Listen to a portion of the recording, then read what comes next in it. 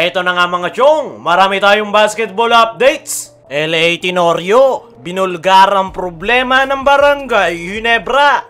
Ano nga ba ang nangyari dito kay Jamie Malonzo? Bakit biglang bagsak ang performance? Sa panimula nga ng Barangay Ginebra, ngayong All-Filipino Conference, ay itong si Jamie Malonzo ang nagpapakita ng magandang performance sa kanilang debut game kontra Rain or Shine and Last of Painters. Ay nakapagtala nga ito ng kanyang career high na 32 big points at 8 rebounds. Sinundan niya yan kontra Phoenix ng 17 points at 10 rebounds. Pero matapos nga ang first 2 games ng Barangay Ginebra, ay doon na nga bumagsak yung performance nitong si Jamie Malonzo. Kontra Meralco ay nakapagtala lang ito ng 4 points at nagtuloy-tuloy na nga yan. At simula nga nang bumaba yung performance nitong si Jamie Malonzo, ay bumagsak rin yung performance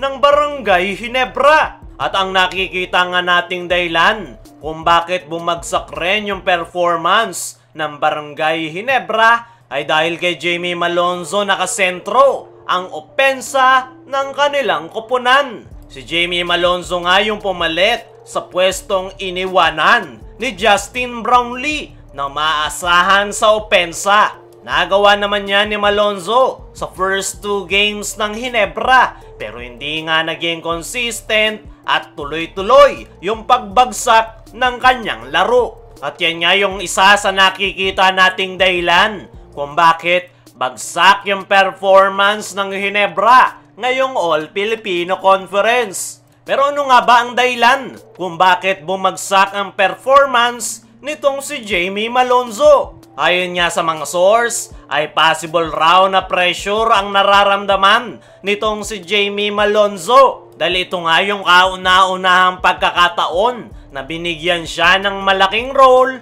ni Coach Tim Cone. Hindi nga madaling role ang ginagampanan ngayon ni Jamie Malonzo dahil yung trabaho ni Justin Brownlee ang kanyang pinupunan. Kaya naman, mukhang pressured itong si Jamie Malonzo na nagiging dahilan kung bakit maalat ang kanyang performance these past few games. Hindi nga rin nagpapapasok yung mga outside shots nitong si Jamie Malonzo, kaya hindi niya makuha ang kanyang rhythm sa paglalaro. Naniniwala ko mga chong na nakakaapekto pa rin kay Jamie Malonzo yung kanyang pinagdaanan nitong nakaraan lang. At isa rin yan sa possible na dahilan kung bakit wala sa focus itong si Jamie Malonzo, na nagiging dahilan kung bakit napakababa ng kanyang performance at nadadamay nga ang kanyang koponan. Para sa akin mga chong, ay pressured ang nararamdaman ngayon ng Barangay Ginebra. Si Coach Tim ay pressured dahil sa gustong mangyari ng San Miguel Corporation at hawak pa niya ang Gilas Pilipinas. Ganun rin yung kanyang mga players, lalong-lalo na itong si Jamie Malonzo, na hindi rin basta-basta ang pinagdadaanan. Sa ngayon nga mga chong, ay very flat ang performance ng Barangay Ginebra. At hindi nga magandang sign yan para sa koponan ni Coach Tim Cone. At pansin na pansin nga raw yan nitong si LA Tenorio. Tutukan natin itong si LA Tenorio sa article ng PBA. And I quote, ay ang sa tingin kong problema ay hindi namin maset ang tone sa simula. Kailangan namin mag-umpisa ng maganda. Obviously, sa mga panalo namin, we are starting really well. And sa mga talo namin, we always start the game really flat. Ayon nga dyan mga chong, ang nakitang problema ni LA Tenorio sa kanyang koponan ay mabagal yung kanilang panimula. Kailangan nga raw nilang umpisa pa lang ay ipakita agad yung kanilang magandang performance. Dahil napansin raw ni LA Tenorio na kapag maganda yung kanilang panimula ay dun sila nananalo. Dagdag pa nga ni LA Tenorio and I quote, "We really have to take a look at that. hirap din maghabol, catch up basketball.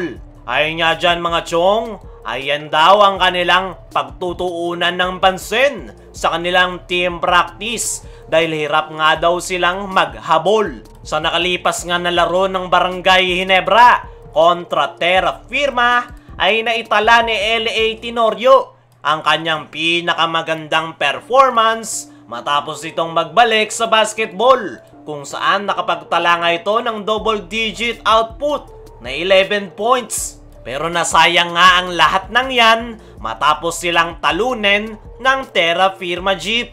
Kaya naman gigil itong si LA Tenorio na makabounce back ang kanyang koponan sa darating na Biyernes kontra Blackwater Bossing. Ayon pa nga rin kay LA Tenorio and I quote, "We have that sense of urgency already, especially coming in the middle of the conference. You can't afford to make back-to-back losses again." Ayon nga dyan mga chong, ay sinisimulan nilang gawan ng paraan ang kanilang mga naging problema. Nasa kalagitnaan na nga daw sila ng All-Filipino Conference at hindi na nga daw sila pwede pang matalo ng sunod-sunod dahil maapektuhan na yung kanilang positioning. Para sa akin mga chong, ay tama yung mga sinabi nitong si LA Tenorio. Kailangan nilang makapagpakita ng magandang performance sa umpisa pa lang. Ang magandang sign naman para sa kanilang koponan ay unti-unti nang bumabalik yung laro nitong si LA Tenorio.